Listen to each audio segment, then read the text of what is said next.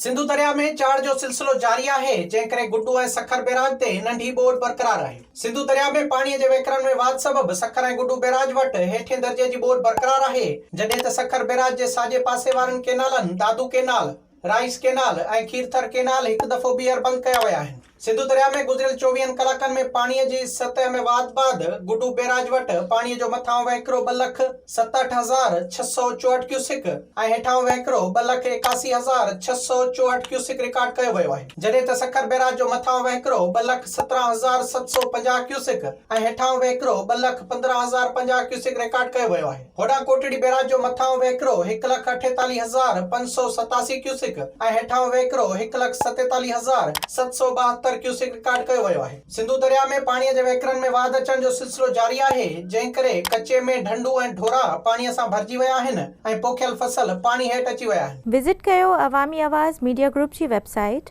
awamiawaz.pk।